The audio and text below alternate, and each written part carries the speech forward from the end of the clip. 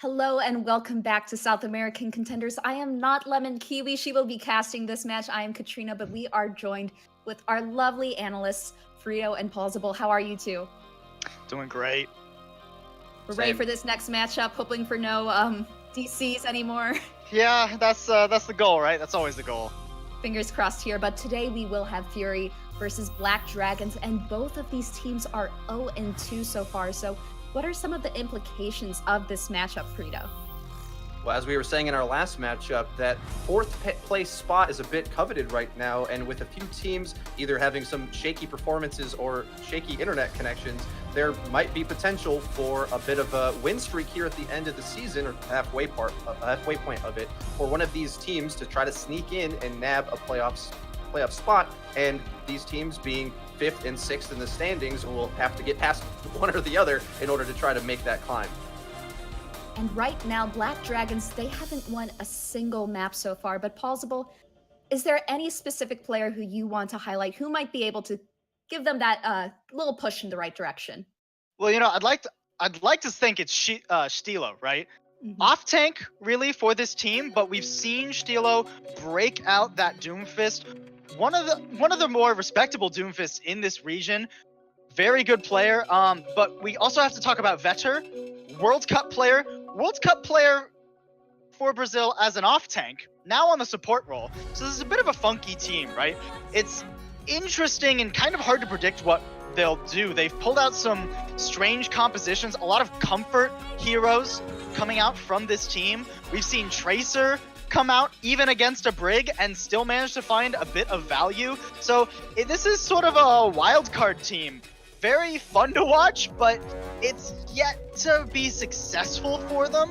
I'd like to see them tighten it up, maybe play a bit more on meta, or if they're gonna play these weird off meta, really play to the strengths of their team and figure out a way to work around the GOATS meta that we really see coming in. And Frito, we've noticed that Fury has had a couple of returning acquisitions in terms of players. What are some strengths that we can expect this team to play to?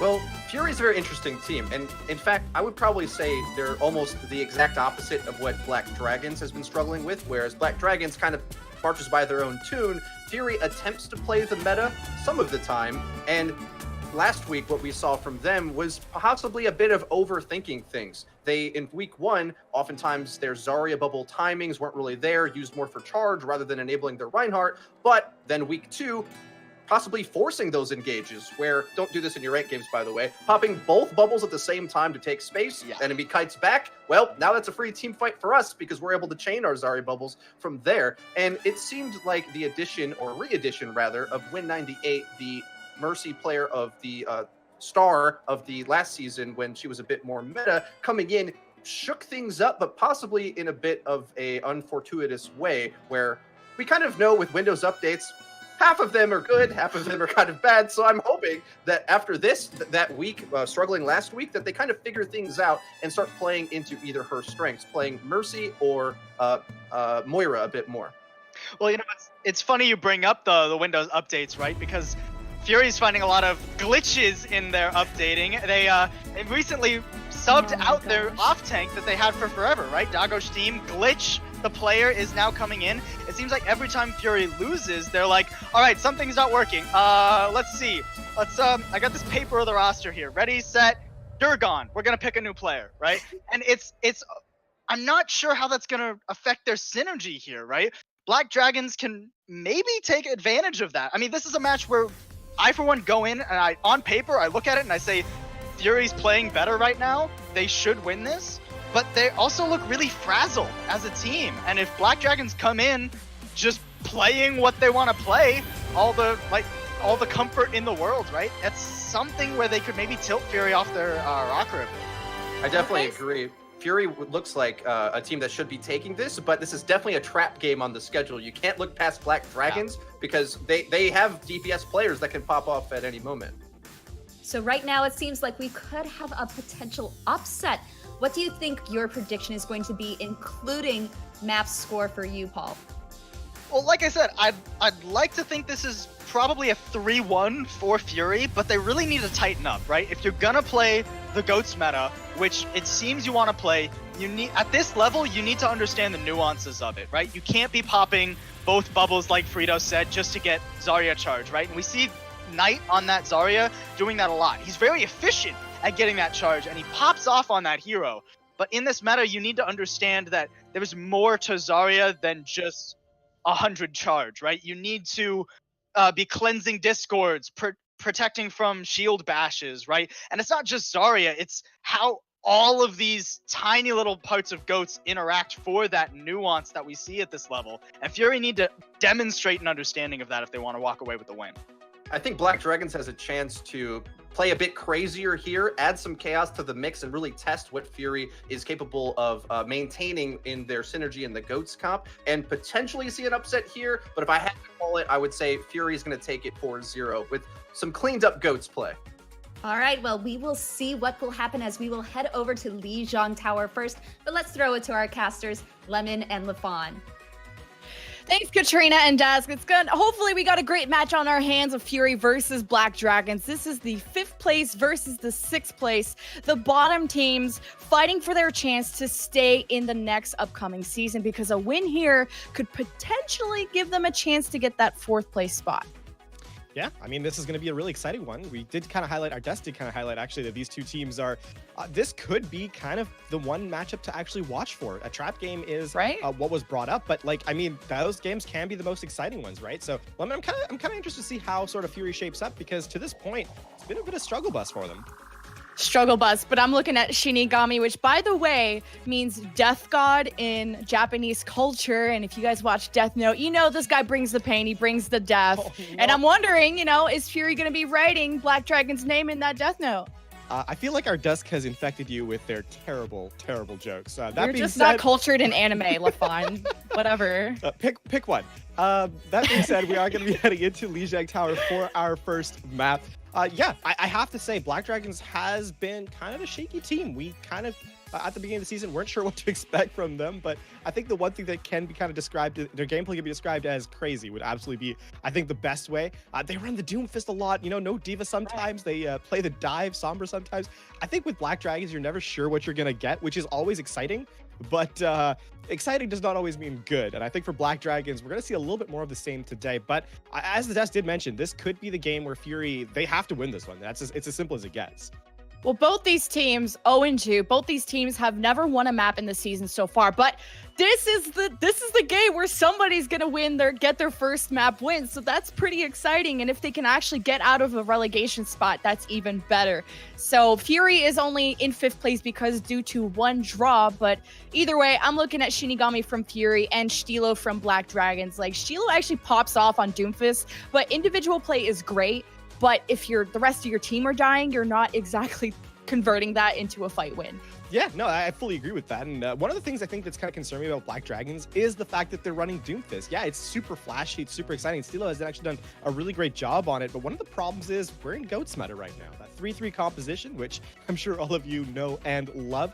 But yeah, GOATS has been pretty much a staple, and for a very, very good reason. It's a very, very good composition. And unfortunately, Doomfist kind of gets left out in the cold. And if you're dropping the Diva, there's a lot, sort of left out there. But that being said, we're headed right into Lijiang Tower. It is going to be Gardens, Lemon, and away we go.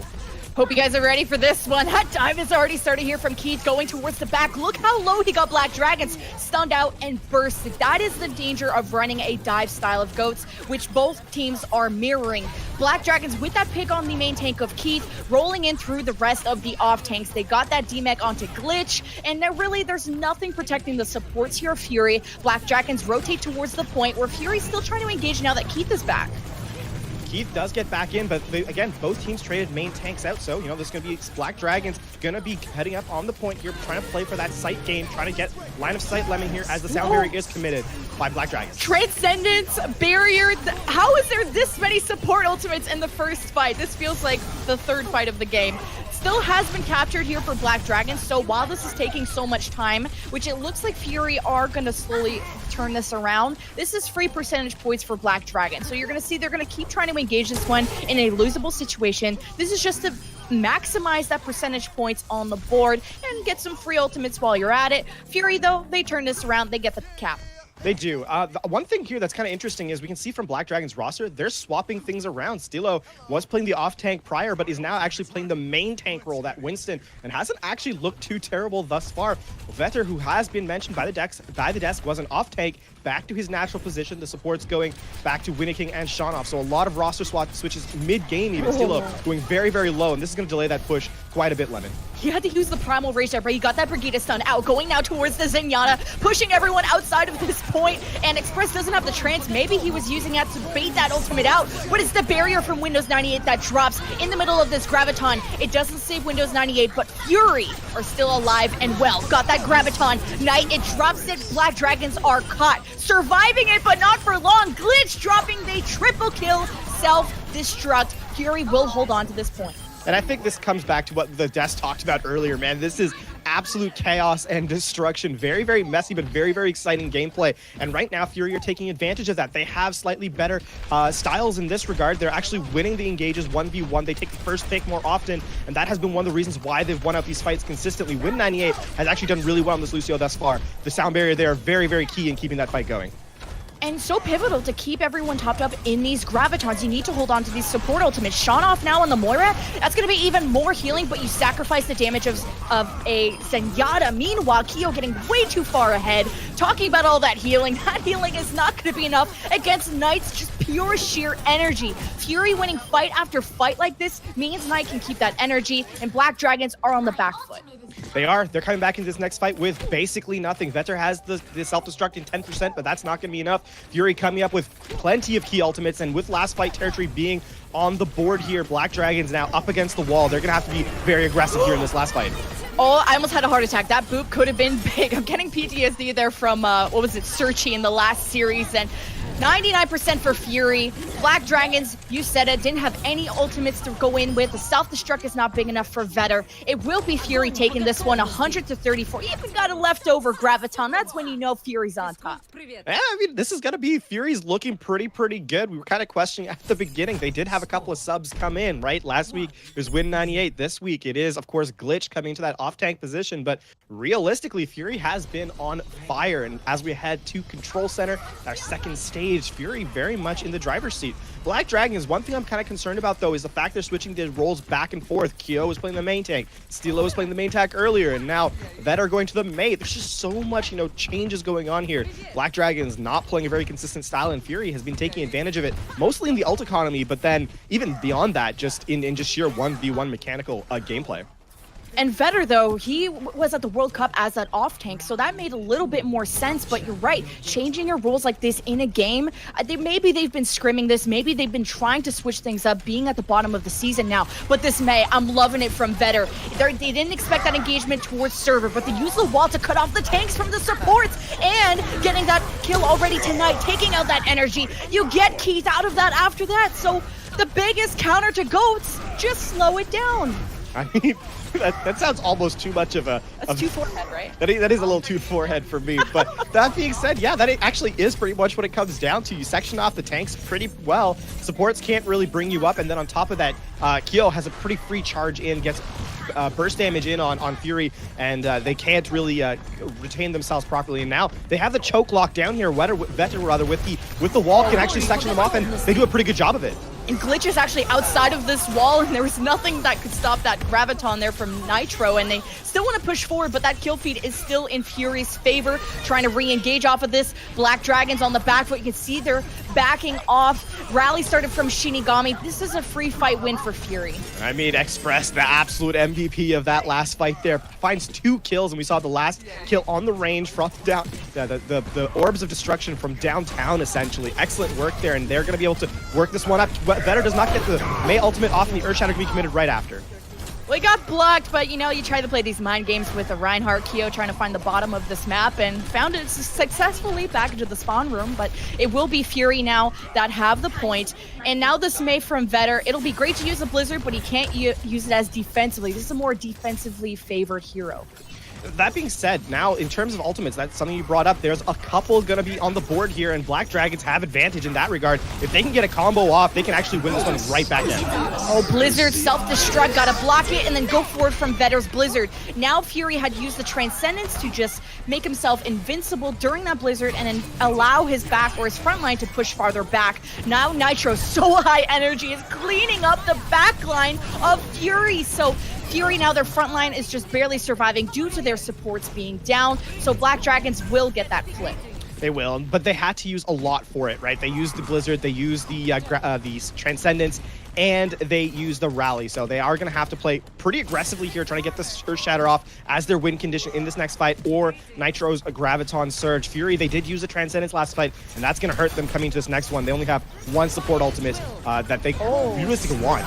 Early Graviton from Nitro, the barrier to block it from Windows 98, and they're caught in a shatter as well from Keo. But this fight has turned around for Fury. They've survived for the moment, even using their own Graviton early. This kill feed is just ringing in for Fury. It's flip after flip. No team seems to be very good at defending the point once they have it. I highlighted it before the last fight, the fact that Black Dragons had the more impactful ultimates, but Black Dragons use both tank ultimates and their support ultimate and get no value.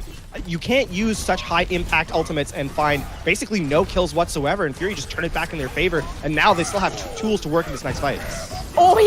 Keith got so low, he panic shattered there. I don't think it found much success, and now without a main shield, Fury are backing off. Glitch is eating so much damage, the mech is gone, and Knight is gonna have to he wants to get away with this energy, and as I say that, back to the spawn room. Black Dragons looking to flip this one, it seems, but at least Fury get to almost 90%, so this is getting to one fight territory now for them. It is going to be one fight territory, but before Fury can even take that last fight, it's going to be a 90% point contest for Black Dragons as well. So we are going to be in last fight territory in this map. This is going to be Fury. Again, this is the same situation they were in last time, and that wall, not nearly good enough. Oh, the Blizzard is dropped, and the Graviton was launched from Nitro, and you can see even Winnie King is somehow like fragging out as the Lucio, but this Blizzard alone, along with the Graviton for Black Dragons, big investment, but they hold on to this choke point. This May is going to be way more useful on the defense than it were to attack. Fury lost that fight very, very cleanly, though, and now they come into this next fight with ultimates, something that we highlight very importantly. But this wall now, a lot better. Shinigami, if he goes down, that's going to be Lemon. This fight, very disastrous for Fury already. Oh, Fury, though, they survived that Graviton. Now they're backing up. It's an overtime, huge self-destruct there from Glitch. Is that the game winner? You got to get after Keo. You got to get after Wetter. It's still numbers in favor of Fury. You got Shinigami had to come back as the Hammond, and Black Dragons on the back foot. They still have time to re-engage, hence Nitro just trying to be there to trigger that overtime. Has energy, but can't get rid of Glitch's mech. Black Dragons not able to touch it, and Fury will take that 2-0 on Lijiang Tower. Fury doing a great job of winning those fights that realistically they absolutely shouldn't. I think I counted 4 separate times where Fury walked back in with ultimate disadvantage and still took the victory in the fight. Absolutely monstrous play from Glitch at the end there too. Self-destruct by both supports, and unfortunately for Black Dragons, they're not playing that 3-3, so they don't have a third one to kind of continue to sustain. I feel like for Black Dragons, we're seeing a little moments where they're just not sure of their rotations, right? Fury, they're doing a great job of winning fights at a disadvantage, something we don't see very frequently in Overwatch in general, but Fury, it's messy, but it's working. I feel like almost a lack of patience a little bit, because as soon as you see one Graviton come out, the other person like panic Gravitons. As soon as one person shatters, the other person panic shatters. And it's like, I feel like either you could try and survive through these ultimates, and you're getting some replays now of over at Gardens, and Fury, their coordination of holding on to the objective, and Keith's dive is what, he got picked first, but the way he was able to come back and then flip the fight in their favor. And Knight has been a player we haven't seen in Season 2, but he's been stepping up as the off-tank for Fury, and pretty awesome self-destructs all around from Glitch, not only on this map, but also on Control Center.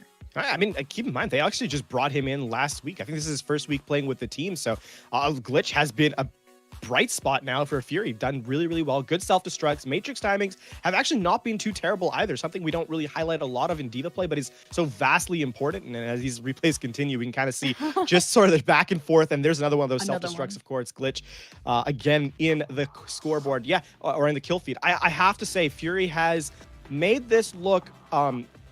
I wouldn't say particularly convincing, but definitely more up-tempo. They are the team that is definitely in control, no pun intended, of course, but they have done a great job of making sure, of turning those fights around. And I have to say, like, watching through the entirety of South American contenders and contenders in general, this has not been sort of the look we expect. We don't expect teams when they're down 2 players and 4 ultimates to come back and win the fight, but you say Panic Shatter, Panic Graviton, I say what they can do, I can do better, and that has been the case for Fury so far.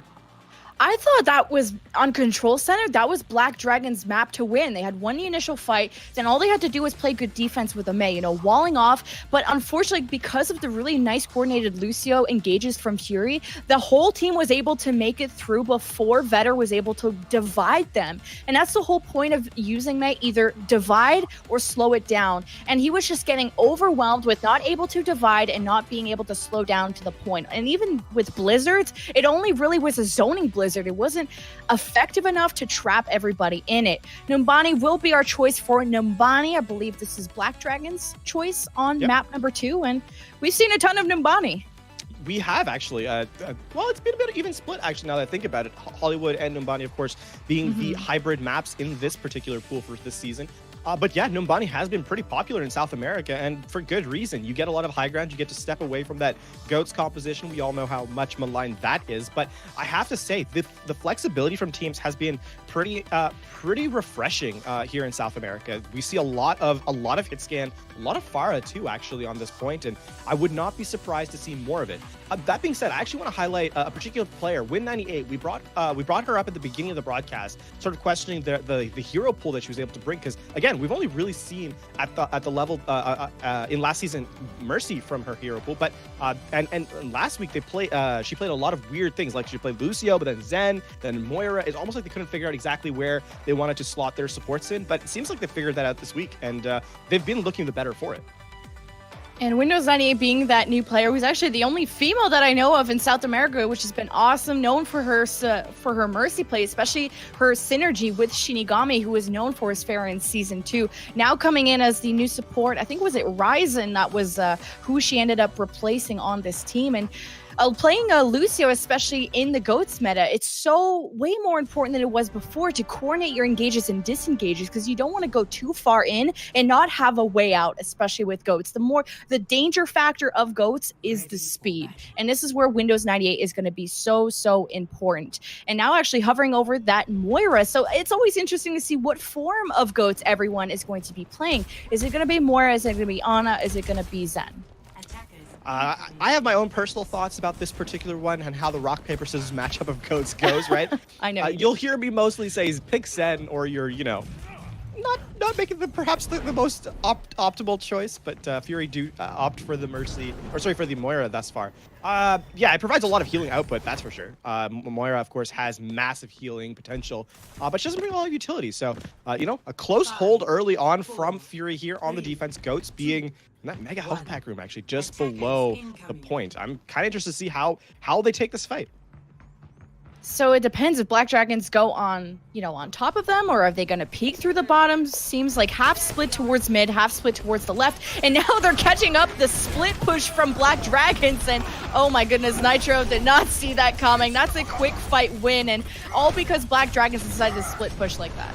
I mean, you don't expect people to hold down there. Though Glitch is going to be D-Mech. That's a fight that Fury won very handily. They're actually going to get these stagger kills. Stilo the D-Mech, but not much else, and that push is definitely ended. But yeah, man, how often do you see a team play that aggressively that early on, and Black Dragon's just guilty of not checking their corners? Well, sometimes these can actually bite you in the butt, because if they would have gotten caught somehow in there, you got a Hammond that could toss your whole team around in a small area. One pick could have been disastrous for Fury, as Black Dragons still have no idea, although it might be deja vu of where they might be hiding. They get onto the point, get a free tick, so that's kind of the danger of playing this weird defense. Yeah, they are going to get a tick, but not much else, and it looks like Win98, or sorry, Express getting caught out by the Doomfist. Will this Meteor Strike find value? No, the shield is up there in time, and Stilo taken away. But meanwhile, Nitro on the high ground here, Lemon, doing excellent work. Already got two, or at least a pick onto the Diva. Caught the Deadeye. Somehow finds Express, although Keith's shield was actually up. So only 4 on the point here for this defense. Black Dragons just trying to chip away at the shields and chip away at the supports. They are going to get the D-Mech here, and now Nitro is left all alone. Winnie King the only one supporting him, but there's no escape from this Zarya. And though the flashbang comes in, Knight not going to go down, and yeah, that's going to be a couple of kills. In fact, Knight's probably going to push this to try get the remaining stagger. Ooh, nice right click there, but not enough to really dissuade any sort of, or encourage rather, any sort of attack on this point. And Black Dragons are going to be held at bay for now. Again, support ultimates online, so Black Dragons are starting to build their ultimate economy here, and Fury are going to have to hold this one a little bit more passively, I think. Well, to be fair, seeing Mercy in this meta is pretty strange. Trying to have that Resurrect in the back pocket. Mostly you want to power boost Nitro, which I think that Graviton from Knight was either eaten or I have no idea where it went. Black Dragons, though, they're forcing their way out of this tiny hole. They got the Transcendence, and they had Keo literally roll through this hallway. Self-destruct from Glitch finds Winnie King, so now you only have the healing of Zenyatta, which isn't even that great. Black Dragons not getting the solid push they were hoping for. In a minute and a half, they need to disengage now. That Graviton was absolutely eaten, but Vetter was on the low ground, and his self-destruct afterwards not very great. This is going to be pretty problematic now as Black Dragons have been staggered out with a minute 20 remaining. They don't really have a lot of opportunities left to take this back, and Fury haven't even had to use their most impactful ultimates. And Knight, that Graviton was thrown away, but it's right back there. He's 90% and counting almost that next Graviton surge, so it's not even going to punish them that badly. And there's really no shields to go against the self-destructs from Glitch. That's the whole trade-off you have from Hammond. Really fast and aggressive engages, but not much value out of that. Besides that, he drops the mines, and it hasn't found much. 3 picks now for the attack. It's really the DPS from Stilo and Nitro who have been the shining stars of this attacking team, and even the meter strike into the backline. Fury on the back foot. They had to use a few ultimates, including the grab and the sound barrier. They still have the coalescence left over, but Black Dragons haven't moved to get the point.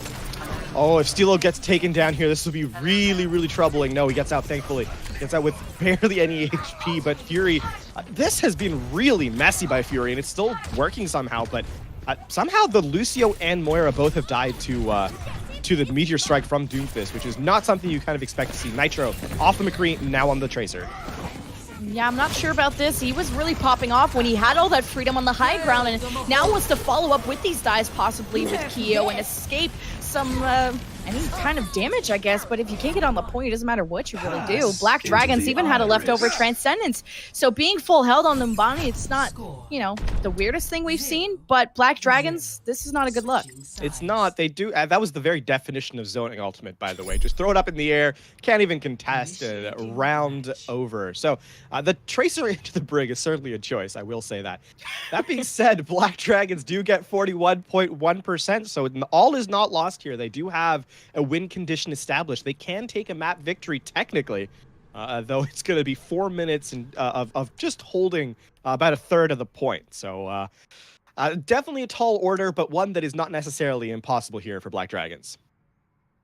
It definitely makes Fury's offense a lot simpler. You don't have to run through the entire map. You just have to get that 41%. And it definitely, I think, came down to Black Dragon's Hammond. Hammond is great to, you know, disorganize the structure of the defense, but the defense could be so spread apart, especially at the way that the point is laid out for Numbani. So I don't agree with Keo never getting off of the Hammond, and he only got mines once throughout that whole attack. So you can tell just how low value it was. We'll see if they've learned their lesson on their defense, which the Tor Barissa, that's pretty 5 seasons ago, but I'm digging it. You know what? Go for cheese for 4 minutes. Yeah, let's see it. The one thing I'm kind of confused by Black Dragons, though, is that they never really forced Keith out of position. Again, Reinhardt, not exactly known for his mobility, doesn't really have a lot of high ground contest, and Fury never really were punished for that. You know, they're running the Moira goats, they're running original goats. Like, this is the Moira Lucio, Zarya Diva Brig with the Reinhardt. This is like some original stuff,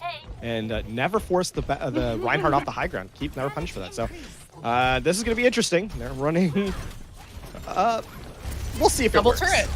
Double turret, and you got a Brig Riot Shield. You got the power boost from Mercy, even Resurrect. Stilo already fighting Express, and Fury don't even have a dive. They only have Glitch that can hop up there. And how much can one Diva do against Stilo? Oh my god, he's just raining down on Fury, man.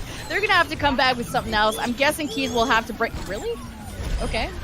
Well, if you want to be flashy, that's how Stilo's gonna do it. Get some tank configuration, and I think just annihilated Fury off the entire planet. It was actually a pretty smart choice to do the configuration tank there, because Black Dragons were awfully close to losing that fight. Like, a lot of damage was coming in. If Stilo goes down, that fight's pretty much over. He's going to reset here on the high ground. Does not have, of course, the configuration tank, of course. But now, Fury, they have some tools to work with. That push was pretty profitable. It forces a really bad rotation from Black Dragons. And on top of that, they're able to build ultimates. So now, they're just going to try and get up on the high ground here and force Vetter out.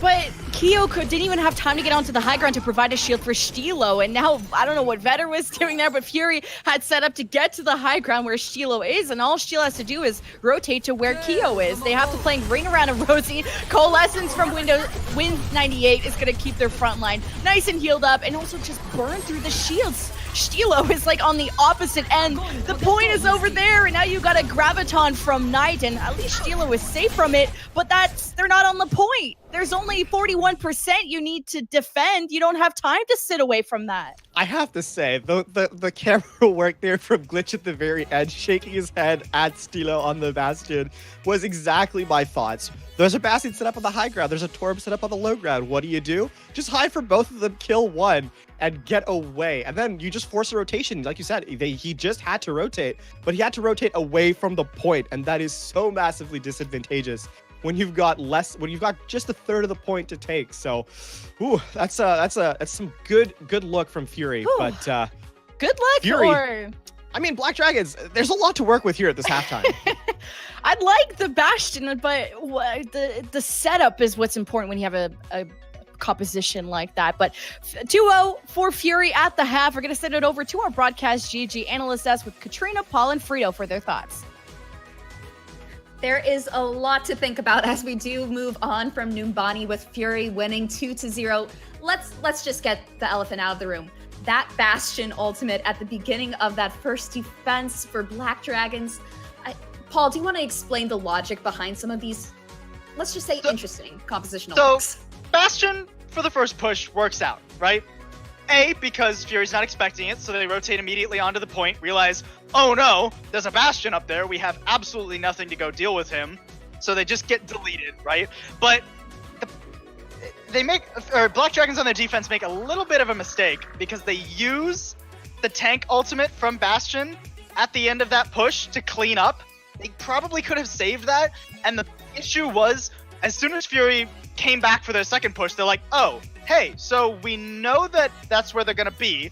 Let's just rotate around and push the Bastion off the high ground, right? Lafon put it beautifully. Once that Bastion's off the high ground, not much value you can have, unless you have the tank ultimate, which he blew in the first fight. So, little bit of a misplay. I feel like on that second map on Numbani, we just saw Black Dragons playing a lot of comfort picks. You know, we saw them really just playing heroes that they found personally they could get value on, and they would figure out the team play aspect of it and try and make it work. I don't even know if I necessarily agree with that, because I have faith in the Hammond plus Doomfist playstyle, but what was even crazier was Fury's defense. I mean, I don't think we've seen Goats get run on defense yet on that map. No. It's common knowledge that it's something you just probably can't do, too much high ground, right? Well, turns out if you have a game plan where you go aggro with the 3-3 composition on the defense, you catch them out, burn out a lot of time. Fury's teamwork, this is going to be a really good, feels good for them, because last week, it was really disheartening to see them kind of lose some of that synergy that they had in the first week. Now here, they're coming out with these more elaborate game plans for maps, really leaning into their strengths, knowing, especially in this matchup, that Black Dragons is a team that doesn't excel with the 3-3 and wants to look to pick away from it when possible. And, well, we'll just take that to you and show that a 3-3 comp can counter these different openings. I like the Bastion pick personally. I think when you only got to hold a tick or something, you got to do something crazy, right? Really, it was that Torb pick that I think got a Molten Core maybe by the end of the round, but it wasn't finding much value. The Bastion kind of worked out. Maybe even a Symmetra there to be able to teleport the Bastion. Just go all in with the craziness. That's what I want to see out of Black Dragon. Interesting idea, actually, because you could use the teleporter to rotate from one high ground to the next when they rotate to try and get you. Just play Ring Around the Rosie a little bit on the point. That'd be fun. Because fun to watch. What happened was, eventually, when they get the defense matrix in place to suck up 2 full seconds of infinite damage, they got the Moira ult to zone, right? Fury, they know how to play Overwatch. It's the nice thing. I really have a passion for watching them develop as a team because I think they're learning to play Overwatch the right way, where they're looking at the meta and trying to figure out the proper team play answers to these different situations. So this kind of gimmicky defense isn't going to trick a team who is fundamentally sound but just struggled thus far in the season. And synergy, talking about teamwork, is a big theme for Fury this week, as they did lose their off-tank player Dagostim last week and have replaced him with Glitch. So Paul, can you compare and contrast the playstyles of these two divas, and why is Glitch being able to shine so much? Well, like you say, it's the synergy, right? Dagostim, last season for Fury, very good look, very different meta though, right? Dagostim seemed to be a more so defensive player, whereas Glitch really putting his neck out there, going forward into these fights, throwing out bombs that are finding kills, and even beyond that, just being a presence in the front line as a diva. It's a style that's seeming to work for Fury really well, right? They want to push in, they want to be aggressive, they want to take the fight to the enemy team, and Black Dragon's stumbling a bit on the back foot to try and deal with that. It's a very coordinated style from Fury, and it's something that they haven't really shown us the rest of the season. So actually, we were worried about how much they were subbing in, or not subbing, but changing up their roster, and it actually seems to be paying off so far. I'd agree, definitely. Glitch making some big plays there. Depending on how much time we have, I would like to even talk about the May pick, because it seems like Black Dragon is going to be able to flex out a lot of these different types of compositions. I actually agree completely with what Lemon said on the cast. That looked like Black Dragon's round to lose, and they ultimately, I think the key point was they used the May ult when they're holding at the choke there in conjunction with the Graviton already winning that fight, and then they didn't have it for the upcoming retake. Beyond that, I think Vetter's walls were basically as perfect as we've ever seen in a long time of me watching Overwatch on this map, where they were sectioning off the Reinhardt in multiple fights, and even in that upcoming retake, they walled off the choke, so the follow-up on that Grav that came wasn't quite there either, but if they had that May ult, like as I said, they might even end up winning that round in that map. So Black Dragons, I think they've got some skilled players on this team. It's just they either need to put in a bit more work behind the scenes to try to bend and break what the meta is capable of, so that they can come up against a team like Fury, who plays it by the book, and I think the playbook's working out so far. And I kind of want to go back to that May point really quick, Frito. It looks like Fury was not too worried about the May at the end after all of those ultimates were expended. But what can a team do against such a strong May on Control Center? What's a counter to this hero in this meta currently?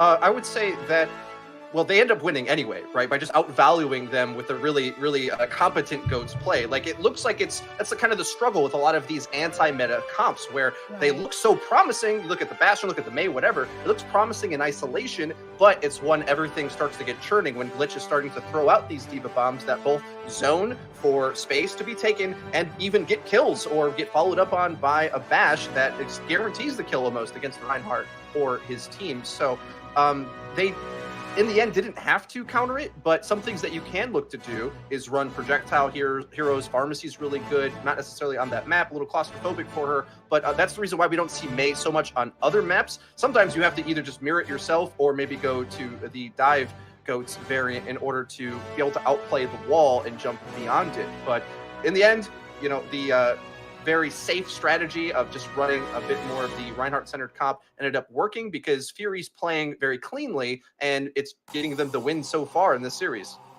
So, Paul, do you think we'll be able to see even more cheese potentially coming from Black Dragons as we do move on to either Hanamura or Horizon Lunar Colony? Are we going to see maybe a Symmetra Torbjorn Bastion combination that we were thinking about for Numbani? I actually think we might see the May again, right? We're more than likely going to Hanamura, right? Like, we can all agree on that at this point. There has been exactly one Horizon Lunar Colony in South America Contenders this season, right? Out of the 12 matches that have already been played.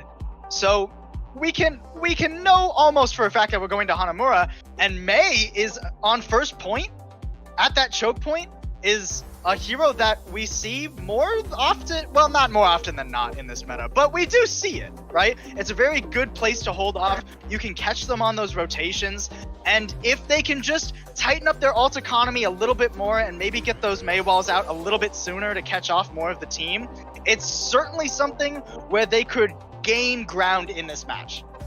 Well, we will see if that will occur on our third map after we take a quick break.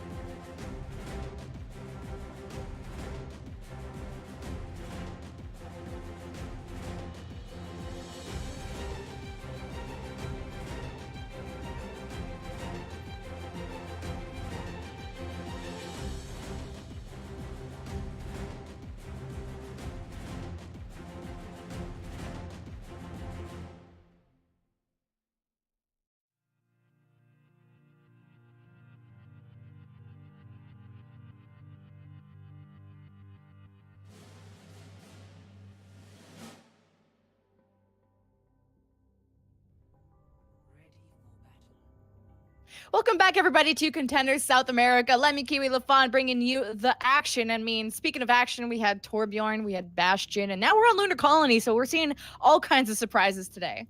Yeah, let me. You'll have to explain to me what is Lunar Colony. I don't think I've seen this map before. I don't know. I think think we've never seen Lunar Colony in Contenders South America. So actually, I will say, maybe we jokes aside, we have seen it once, but okay, well, that's like so far in the depths of history, by which I mean Thursday, that it's basically forever ago. Well, Fury are up 2-0. They're on the defense. They're playing a Junkrat Widowmaker, Orisa Diva. What's interesting is they're running now Mercy, and of course this is used a lot with Pharah, but also used a lot with powering up your Widowmaker. Yeah, sniper breakpoints or damage breakpoints are really, really interesting, and Mercy helps hit those. So Black Dragons, though, it's the old Goats composition there. They're running the Moira with it too, so they're going to try and just head directly to point, but Junkrat making their life very difficult. It's going to be fun for Shanop to bounce that healing orb around the point. So this is a good choice to try and tank in that healing. And so Knight's shots, unless he gets a headshot, I mean, like, it's probably going to get healed up. Shinigami, a lot of poke damage. Breaking that as shield of Kyo will be at least the objective of Shinigami on this high ground. As you see, Keith is dropping down, trying to contest this objective. A tick hasn't even been earned from Black Dragons up until now. Yeah, I called it now. One of those nows was correct, so yes. But I mean, the fight's not over yet. This Riptire could be massive, and if it finds more than one, come on! Winnie takes it down. That's absolutely huge. Keith, though, does take Kyo out Lemon, and this fight has been changing back and forth. That should have blown up the supports. That's a big play from Winnie King there, and 2 ticks earned from Black Dragons, and at least they reset. Damn, Daniel, like, Knight should have not gotten that shot, and now he's looking for it. Oh, can he get the Moira? Okay, you could get the D-Mech onto Wetter. Not even that. Okay, I'm caster cursing everything. You know what? His headshots are just like your nows. One of them hit, but a couple of them just missing by a mile. So, but I mean, the fight was just like your analysis. It was right there. It was right there. You can't not let me have that one. That being said, they do hold Fury do. They do give out 2 ticks, as you mentioned, but this has been really, really tough for Black Dragons, and they don't really have a lot to work with if Nitro goes down. There's a lot more shield break from Fury, though, so Kyo at least needs to quickly get to point, and hopefully they can convert this objective time quick. 77%, and you've already lost Nitro, who went grab. That's a big oof for Black Dragon. Still going to engage because they got Coalescence and Barrier, so they can out-survive this long enough for Nitro to get back. Still haven't touched the point quite yet, as Fury going to be looking for a tire here pretty soon from Shinigami, and wants to be in a safe position to do so. Has that Diva kind of looking at him, and now he could be in a safe position, but Knight is keeping Nitro at bay, and Nitro knows he's there, and he's waving at him through now the infra site. I have to say, this has been... Take the fight, do it! Do it! Do it! Get him! Do it! Yes! While all those shenanigans are happening, there's actually a fight on point, but it looks like Fury coming out on top on this one here, Lemon, and slowly eking this one back. Knight is literally knighting this point. He's not, like, you shall not pass. He's already got dinks here and there, and he kept Nitro from getting back to the point, which realistically Black Dragons was waiting for him to get back with that Graviton, and now this has just been feeding Shinigami tire after tire. He's going to be building a semi-truck by now. I feel like it's the semi-truck is already passed. It's actually the wheels that are falling off the truck, because poor Black Dragons are being kind of steamrolled in these fights. That's Fury, they do use everything that last one, though, and Black Dragons have an angle of opportunity. They do, for the first time since the very beginning of this map, they actually reset a 6, and they're going to be walking with both tank ultimates. So the win condition is available for Black Dragons, but there's not a lot of room for error here, something that Fury has been able to exploit quite a bit of thus far. Yeah, I love this line of sight that Knight is taking. Getting those initial chokes. We're seeing the back of his backpack, but this is the tire finding the back of Kyo's head, and that's already 2 tanks down for Black Dragons, and do not want to engage with this one. Even Knight is cleaning up the Diva. Oh, the jinx! Do it to him. Okay, Black Dragons have to reset now. Yeah, they do. They will probably have one more fight, depending on how... Oh, Shanov gets staggered, so they're not even going to have a complete fight. 13 seconds remaining, and Stilo's going to have to touch her with this Hammond, with this Wrecking Ball. Yeah. Oh, Black Dragons. Okay, we haven't seen a grab from Nitro, and realistically, that was what you were waiting for to happen. And now you got the Hammond from Kyo running in, and he's running out, rolling around, avoiding Knight. And over time, dwindles away. It almost got C9 there from Black Dragons, but they've been falling apart as they are trying to desperately get back to this point. But you got the Widow in your butt to worry about. You got the all kinds of troubles from Fury, all these angles coming in, and Black Dragons could not get a solid push coming, and that's where it ends. Regardless of how Horizon Lunar Colony ends, Black Dragons will have completed 3 maps without capturing 1 point. Smile. That's a stat for you. Oh man, Black Dragons giving up Grav like that. That's so unfortunate. But it's like he went to Tracer to try and touch point, and it's like maybe you should have called out that, the Hammond could have done that, and you needed that grab. This is not just giving up a mag. This is not just giving up your support ultimate. This is giving up your game-winning ultimate, which I understand in theory, but we'll see.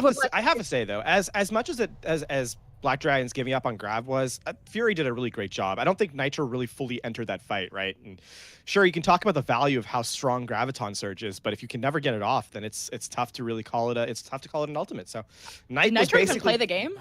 I don't think so. Knight basically stood at spawn and just made sure he didn't get into the fight ever. So Black Dragons, World of Hurt, they do again technically have a win condition on this map, much like Numbani. But and more percentage actually, 77.3% is what Fury has to complete to get the map. So it is definitely more than Numbani was, but yeah, this has been tough for Black Dragon so far. Oh yeah, and both teams, haven't seen a map win since this series, and this win is pretty important because this will put one of these teams up 1-2, which potentially gets them closer to the 4th place playoff clinch spot. And if you're down 0-3, especially without really any map wins like Black Dragons are seeming to at the moment, that's got to be you're automatically out of playoffs. I don't know mathematically, but we will see after the series is done. Fury on this attack, Moira Goats, Black Dragons on their defense, Sheila Junkrat, Nitro Widow. So one team has decided to play the defensive comp that everyone seems to play on Horizon Lunar Colony, and Black Dragons is that team. Right now, though, they're taking the high ground away. Fury have already broken this bunker from Black Dragons, so immediately a better showing already than Black Dragons had on attack. Oh, Shilo going down. Nitro is down. Fury have set up camp on this point. Percentages away from taking this one home, and Black Dragons trying to survive. Their supports are getting hurt, and Winnie King is not even in a position for a resurrect. And like that, Fury get the win in this series. They will be up 1-2. The question is, can Black Dragons get their first map win of the season in this forthcoming escort map? I'm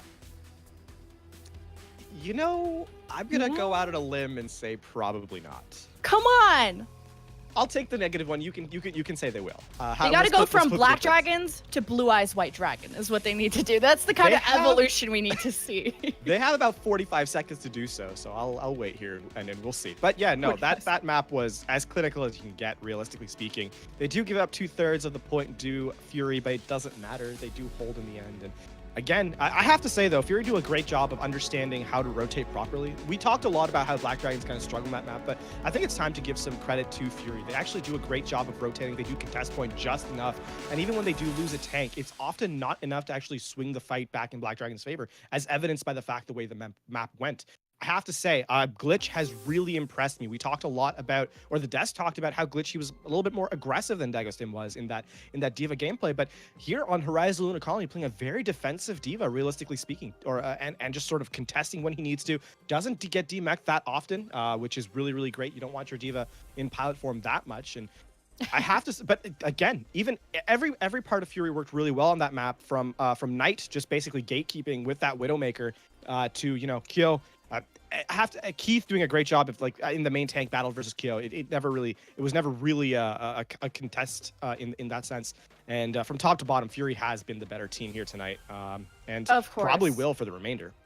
I think it's a big carry factor of Shinigami and Knight. You had Shinigami as Junkrat just bursting down the shields, and you had Knight keeping reinforcements at bay with the Widowmakers. So it's like the tanks didn't even have to do much besides kill the 3 remaining people onto the point. So Fury playing well, and I think they're playing to they know how far they can go to punish Black Dragons. They know that they might be the weaker team, and they know they can overextend. Like Knight playing that far forward on the low ground, not the typical spot for a Widowmaker, unless you've got confidence and unless you got a pair to do that. Yeah, no, it is absolutely very cocky, and not in a bad way. Sometimes when we use that word, it's like, oh, he's, they're going too far, but no, that's just straight up confidence. And I have to say that Fury has been not just only the better team, but the more confident team, and that's so important. You have to believe you're going to win, and Fury have looked that way. There's only so many ways we can say, the sniper holds down a sightline, but there's ways to do it, and I think Knight has just done a better job of that. The other thing too is decision making. both teams opened their attack round the same way. Both teams opened up their defensive round the same way, or composition-wise anyway. The difference being, Fury took the fight one-on-one. They said, okay, you're here at the high ground. We're just going to walk at you. Black Dragons rather, they tried to play around the point. They tried to make it a little bit more clever. Sometimes what you really just got to do is just take a fight. And Fury, not lacking in confidence to do that, ends up winning them the map. Well, Route 66, I imagine, would be the choice of map because this is what Black Dragons usually chooses in their map 4. In a Route 66 situation, we could see the 2-2-2 come back. I don't maybe necessarily think it's going to be a lock-on Goats, but then you're worried about Knight bringing out that Widowmaker. But this is maybe better for Nitro on his McCree that I think did decently well on Numbani. It's one of those strange things when we talk about like what teams are going to pick. You have to hero pool does come into consideration, like you mentioned. And Dorado, by far the heavier Widow favored map, and judging from the looks at that from that last map, you got to say you don't really want to take that 1v1. So I would imagine that we do go to Route 66, but time will tell. It's just you have to look if you're Black Dragons, you have to look for a way to win a map, right? And it's right now your win condition has to be, I don't know, you maybe play something crazy, just go all out. Maybe play around that Doomfist, maybe play so that somber Doomfist look and just sort of see if you can disassemble Fury. So I want to throw my body off a cliff right now because I had actually predicted Black Dragons to win just off the back of Stilo and Nitro. We saw glimpses of hope from them on Numbani, bringing out the McCree, Doomfist, whatever. Stilo actually pops off on the Doomfist, and I had mentioned this earlier. So I think if the tanks could just make that happen for them, give them enough space to pop off and follow up with engages, someone needs to call this focus fire, because I think if Black Dragons could have any type of focus fire, they would eventually win these fights. And I'm not sure where their head is at in the season. You're 0-2, 0-8, and you're at the halfway point. Have they given up yet or not? I would hope to say that they haven't given up, but the way that they've been playing Bastion, Torb, not kind of C9ing the point, it makes me believe I'm not really sure where their head is at this season. It's tough to say. I don't think they've given up, but you're right. They're clearly not playing to the same level as, even Fury is, and Fury is only one step ahead of them right now. So that is only by a draw too. So only by now, as of right now, they are of course now there's more win ahead. But before. as of the beginning of this series, yes, absolutely, only a draw. So yeah, that is the difference. Black Dragons. What more can you say? That's a tough one. That is a tough one. But I was gonna say, well, Keo, we talked about Keo and what is his role, and I didn't like his Hammond play, but his experience beyond season 3 is I don't think he's been in Contenders. I think he's been maybe retired or out of the tournament scene for some time, because the last time he had a serious competition was in Brazil, Overwatch World Cup 2016. So this is maybe someone who's been out of practice, and as the main tank in a meta like this, your Reinhardt is your most important player, and opting to go for a Hammond instead of a Reinhardt, maybe not realizing the importance of being the main tank. And then you have sort of some swaps of Shanoff being sometimes DPS, sometimes Zarya, Stilo sometimes being Zarya, sometimes DPS. So all around these players have different levels of experience. You even have Shanoff, who hasn't played since season 1 of Contenders with Keith Star. So these are teams that maybe aren't at the veteran level as someone like people from Fury, who some of these guys like Keith and Glitch, for example, were on Breakdown season 2, where Breakdown had a very good showing in season 2. It's such a weird thing to call, the former Breakdown veterans, because again, they're fair. Like last season, that team was fairly new. But again, they come into this season, they look a little bit better here in this 3rd week. I mean, if you're looking for bright spots for Black Dragons, right? One of the tough things though is we talked earlier this week about Caverna and how they did one of those similar idea of role switching. It was I believe Silvera and Maka, who I believe were switching roles back and forth. Sorry, Capimac, not Maka, Capimac. They were switching the diva role back and forth. So there was some of that. Maybe Black Dragons looking to emulate that. So in terms of role switching, I actually want to see Black Dragons come out on this map, and which is in fact going to be Route 66, something we did kind of predict. But I want them to come out and just go all out, go crazy. You've got a map left. throw something. You know, I don't personally like, I don't personally like, you know, throwing cheese strats at the beginning of the round, because you kind of, if you lose then, you're not really, yeah, it's tough. But towards the end of the series, you've got nothing left to lose. Just go for it, right? And so I would hope that Black Dragons runs a little bit, you know, a little bit crazier here, just to see, just to test Fury a little bit, see what they're actually capable of. But yeah, no, I have to say though, on Fury's side, it's tough to gauge a power level because they've been all over the place. Week 1 and week 2 were very tough for them. They brought new players in. Here in week 3, they're looking like a team again, which is nice because we did highlight them at the end of last season as being a team we enjoyed watching.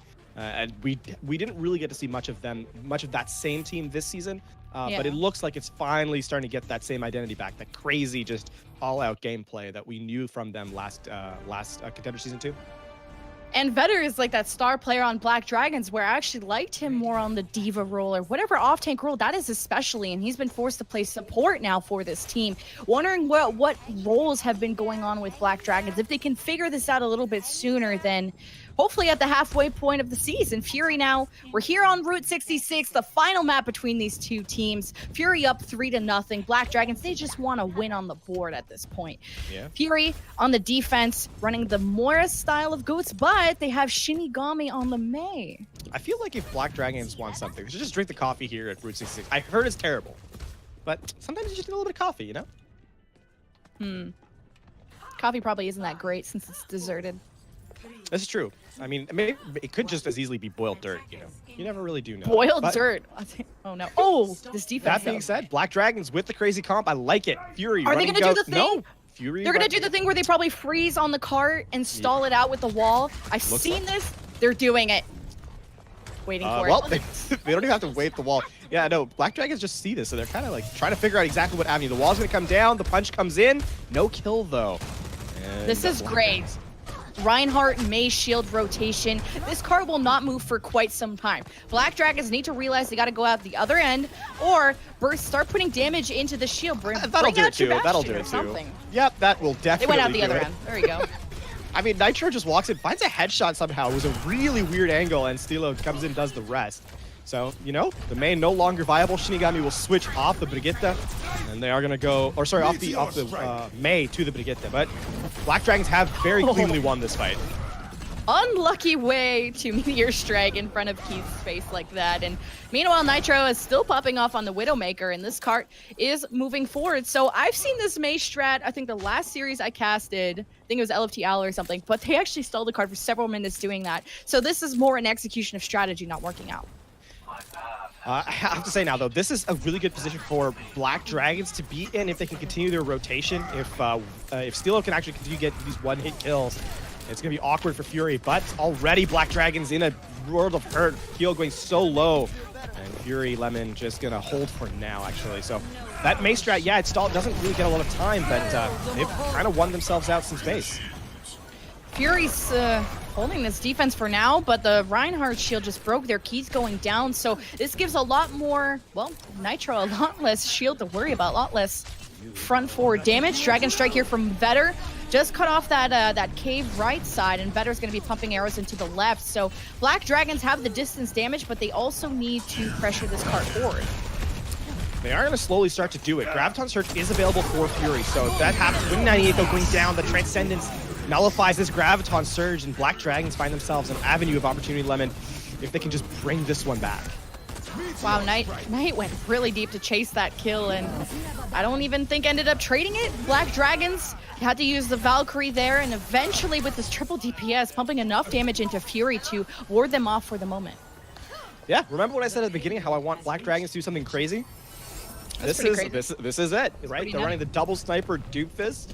Solo tank, it's a Hammond too, so it's not like there's a lot of damage mitigation, but it's working. And it looks almost like Fury has no idea of really how to deal with this. They're kind of letting Black Dragons engage and disengage at will, and that's going to cause Keith to switch off of the Reinhardt. They're going to go to the Winston Goats and try and find a little bit more, you know, engage timings from this, or faster engage timings. And yeah, with these double snipers, they need to dive those double snipers. The Dragon Strike from Vetter doesn't do much, and with this dive, Fury have found their place into the backline of Black Dragons, and see, this is how they're going to shut this down. Yeah, again, that's what we said. Like, the Reinhardt not really able to get to the high ground. And so what do? Well, you switch to a character that can. Nitro here kind of caught out, but it is merely a formality as Express sends him quickly back to spawn. And somehow Black Dragons are just going to continue taking this fight regardless. Well, Vetter now on the Pharah, realizing that, well, hey, there's no hit scan to stop me. It's a pretty good counter to Ghost, as no one can really touch you. You get that barrage down pretty quickly. You still have to worry about a Winston and a Zarya, Winston and a Devo, or maybe even a self-destruct somehow that will take you out. So I guess Fury, technically it is a diva. It is a diva that actually did kill him. So you know what? Your point still holds. Still valid. Nice res, Winnie. Somehow was not traded out during that. So Fury contesting the cart. They have so many ultimates. Primal about to come out from Keith actually decides not to use it to stall the cart. Odd decision from Fury, but they're going to lose this fight pretty handily, so perhaps they want it for the next one. I thought they maybe could have brought it back, but it looks like they elect to take a reset here. If Knight doesn't survive, yeah, that's going to be a stall out there. So Black Dragons buy themselves some more time here on the second part of Route 66 as they move forward. But again, if Fury can contest this point, they have a lot to work with. 2 tank ultimates plus sound barrier. So there is a lot here in terms of hold potential. Black Dragons, they have the mines and maybe the barrage soon, but not much else. Well, Keith is going to have the high ground for now and looking to set up the Zarya Graviton from Knight. They need to bring this fight to the low ground to make that effective. The defense already missing Express early, and that Graviton comes out from Knight. You got a Primal Rage Keith that who knows how long he could survive, and Vetter reigns on top with some justice. Just convert that into 2 kills, mainly onto the Moira. That's a lot less healing for Fury on this defense. Just barely holding on. Self-destruct from Glitch to bring back his mech, and a barrier from Express just for the lulls. So Black Dragon will have to reset here. That sound barrier is probably going to come back to hurt them, because it was probably the only thing stopping Black Dragon's next DPS ultimates coming in. They are going to try and send early. Black Dragons will here 11 as they try and capture this point out. Still going on. Not really a clean reset from either team, despite losing, well, the defense can't reset, but Black Dragons have been missing members, not going in with their full 6. Stilo into the back, and now has used all his cooldowns, and unfortunately he engages, but not so great at disengaging after that. Vetter now has to back on off. He's the only one who's alive, and Fury have exhausted all their ultimates, but eventually have shaved this down to a 40-second left defense. Yep, they're going to come back in. Fury, a little bit awkward. Again, Black Dragons are going to have 4 ultimates here walking into this fight, but Jonoff goes down. Coordinated dive, and that's going to be likely a hold at the moment for Fury. It's best to use these barrages after you called the boosters from the Diva gone, because that Diva can just throw their mech at you, and that's a trade you don't want to take. Shilo, though, going after the supports, but equal supports traded from either team. Black Dragons still don't have the momentum to push this cart. The last 10 seconds, is anyone even there to touch? I think there's some supports. Winnie King is trying to go on the Soldier for desperation, but Fury, they're waiting with the self-destruct, they're waiting with the coalescence, and nobody from Black Dragons can touch, so they won't be able to get to point B. Yeah. Unfortunate timings from Black Dragons there. Unfortunate. There's so many words we could choose, and interesting and unfortunate are the only ones I really want to say. There are moments from Black Dragons where it's like, yeah, they're doing good things. I don't. Their first point attack was actually pretty clean. They come in, they play really cautiously around the play the Fury's making. They basically dismantle it instantly. There's a reason why that Mei strat isn't used that often. Yeah, it's used pretty frequently on Route 66 thus far, but like one of the issues is once it falls, if you get a proper rotation, you just end up winning that point. So it's not a great rotation. And Fury, they reset off of it pretty well. But yeah, Black Dragons, what more can you say? They're running triple DPS and they're not getting picks. It's tough to really it's tough to see how that composition works if you're gonna not do what the composition needs. So well, the triple DPS Hammond, it's in theory, there is something you can do with that. You need your Hammond to displace everybody, and you need to go in with your 3 DPS in a focused manner, not just have Vetter tickle damage along the lines and Stilo dive by himself. It needs to be coordinated. It's not that it's a bad comp, it just wasn't done right to be able to convert that into the advantage that a triple DPS brings. Meanwhile, Black Dragons on the defense, they bring out the triple DPS again, similar to what they ran, pretty much what they ran last time, Pharah, Doomfist, Widow. So you need this to work as a unit together. It's going to remain to be seen how this works out. You know, I mean, Fury, yeah, they're switching stuff up immediately. Express goes over to the Zen.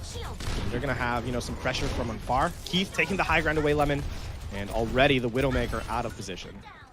This could be good. You know, you have Vetter get some damage in and Nitro go there for the finish, and maybe while they're being displaced or confused, Stilo can come in for a finish. There is potential for this defense, but they're not getting the finish is the issue. Keo, though, goes in and gets almost bursted. He gets out, thankfully. But Fury now with the Zenyatta, they need to focus this down onto Vetter. They don't necessarily have a hit scan to counter Vetter, but it might not even be an issue if there's no point presence or no payload presence at all.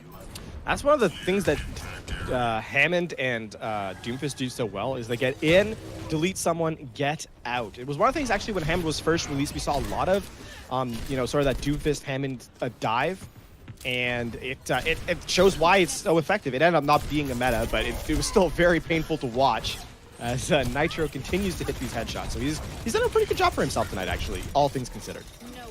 All things considered, payload hasn't gone that terribly far, so in for sight available from Nitro. That's going to give him some advantage. If you can get a spot onto the supports, you can have this Doomfist kind of toss them up for some kind of bullseye. And Nitro, you know, getting picked there, but has been a very good DPS that I would keep my eye on. But as a team factor, Black Dragons, they're good individually, but as a team, it's not looking great. It's not, and Fury do a great job of reading how this comp falls apart. They just play slow and then win 98 kills for Express, the boot being so powerful. And you see why, just knocks the Doomfist away, and that opens it all up. Graviton Surge is going to be committed here, and they're going to just pull them off the point. Nice Transcendence from Shaunov does keep them all up, so nobody actually went down from that Graviton, and you have the self-destruct from Glitch towards the back. Still finds the Pharmacy of Vetter and Winnie King, so that's pretty good. It is pretty good. I have to, then, you know, that's going to stall them out even more. And with 4.5 minutes left, they just have to capture second point here. So if Stilo going down, you cannot afford these trades out at the very end. And they're going to keep pushing their advantage, Will Fury. And Keith has that Primal. This is a lot of survivability from Fury coming in. They have double supports, ultimates, and a Primal. Black Dragons, these mines need to cut off some kind of way from the supports, from the tanks. You need Stilo to just smash these supports with this meter strike. Something needs to happen, and this is the last chance that Black Dragons are going to have to defend. Well, Keith, an early pick off, and they're going to have to force the meter strike as well. Early Sound Barrier Lemon here as they're trying to bring this one back from the brink. Try and survive that meter strike with the barrier, and it didn't end up doing much. Still only one down. Only Vetter is down. Resurrect not even possible, I think, for Winnie King. Oh, actually does end up going for it. Meanwhile, Fury have full control of the payload. Somebody needs to contest. You have your main tank. Your only tank is gone, so only DPS here, and the supports can contest this one. Not even needed. Fury will take the 4-0 with this win on Route 66. Yeah, 4-0 indeed, but I don't think that's the tale exactly that you're told. You know, sometimes we have close 4-0s, right? But for Black Dragons, that's as rough as it gets. And throughout this entire series, all 4 maps, they pick up 1 whole point. And that's a tough stat line to have. But for Black Dragons, you know, you have time still in the season to get at least a win. For Fury, though, this is probably the first. You're happy that you won 4-0 and you won 4-0 convincingly, because if you're trying to go for playoffs, you have to win out here. Well, Black Dragons, let's see what their schedule is. They're going up against Isurus next week, and then they're going against LFT Owl. Still one of the topper bracket teams. So this is like, if you couldn't beat this team, like, this is looking really bad. And you're 0-3, 0-12. I would say mathematically, this is probably impossible for them to get into playoffs. But at this point, you need to have a good showing. You need to build this chemistry. And what's going to happen to this roster next season is a big question mark to me. There's a lot of question marks when it comes to Black Dragons, so there's not much more to add. You hope you see them back next week with a little bit more refreshed.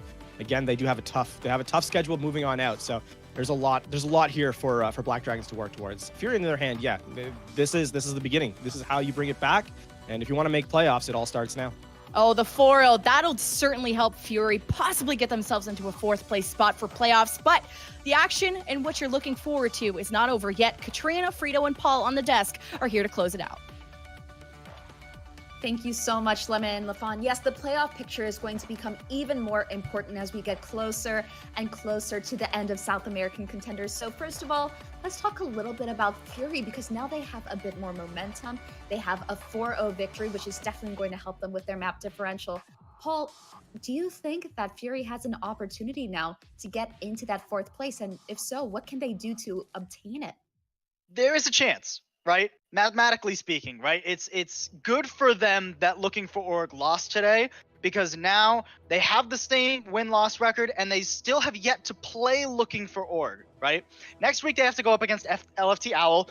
Like Lemon was saying, top team in this group, very tough contender, maybe not super winnable match, but the last match they have this season is against Looking for Org, who right now is sitting right above them.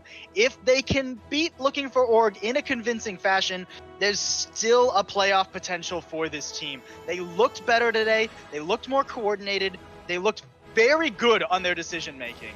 So there is definitely a chance for this roster. And Frito, we really enjoyed watching Horizon Lunar Colony with that defense coming in from Fury. It was just beautiful rotations. Could you tell me a little bit more about why that defense was so effective? The word rotations there is key, and a lot of times, and maybe we haven't even had the opportunity to even dissect the concept of rotations very often with 2 tank comps usually going against each other, but the DPS set each other up for success, where oftentimes you would see Knight going for these aggressive angles on the backside of the fight. Well, he has a grappling hook, so if you try to come chase him down, he's going to run. But on the other end, you have Shinigami, who's playing the Junkrat, spamming from the other angle, but I liked even better when they would combine taking up Widow angles with a Riptire over the top to punish the Reinhardt. You're kind of in a damned if you do, damned if you don't situation as Rein there. Do you shield the Widow line of sight, or do you get wrecked by the tire coming from the sky? Really good play out of them, and strangely, I'm surprised Black Dragons didn't see that comp and say, wow, this is a great time for us to switch to the dive comp we want to have been playing the entire time. Instead, they stay on the goats, which was kind of a shocker to me. And as LaFon pointed out on the cast, kept running to point. And it was good to see Fury take that situation and clutch it back, because even in the first fight, didn't look very convincing. They weren't finding the damage at that point. But their tanks did a good job of conceding some objective, backing off, and eventually clutching it out with the bongo from Keith. And after that, well, it's all she wrote. They kept some really hilarious spawn killing from Knight. That duel against the Zarya had me laughing for like 10 minutes. Nice it was like top 10 enemy battles. I know you're going to murder me. Hello. Right. Absolutely hilarious.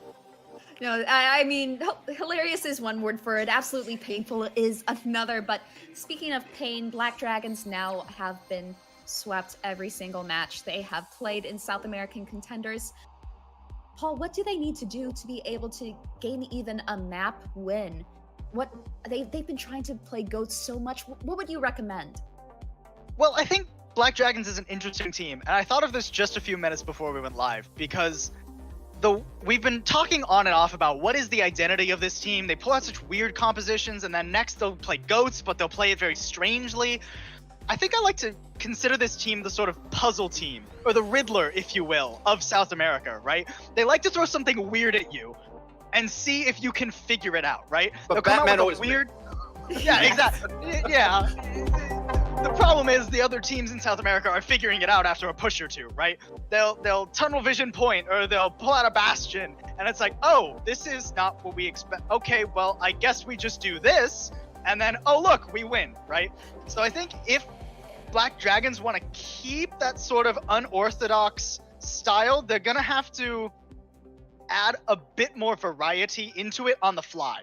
Right? It's nice to have a weird composition, but you need to be able to throw something at them that they're not expecting mid-fight, mid-push, that no one could see coming. And if you want to throw them off their rhythm at every step of the way. Now that is... Oh, go ahead. Sorry, I would definitely agree with that. I would say I was happy to see them finally lean into these strats and dedicate hardcore to triple DPS, because that's what I was kind of critical of in previous weeks, where Black Dragons, yeah, they'd play like a half GOATs, half DPS comp, but it didn't really come together. I think you can see a map like Route 66 where this team has the opportunity to maybe go the next step, but it's going to require them to make the right swaps after the enemy starts to adjust, which is difficult to do, right? That's why a lot of teams don't run these compositions, because your margins for error are so small. But if Black Dragons isn't comfortable in the GOATs meta, I think if they leaned into this from week one, we might be talking about them to be potentially sneaking into the playoffs, but it's a little bit late in the game for this season. Hopefully they can get a bit more experience in these last few weeks, and moving forward, really pick up a bit more of where they've been slacking thus far. Well, we've had 2 phenomenal games of Overwatch already. There is 1 left remaining, and I think the next matchup between LFT Owl and Up Gaming is going to be the best of the entire weekend. So please stay tuned. We'll be right back.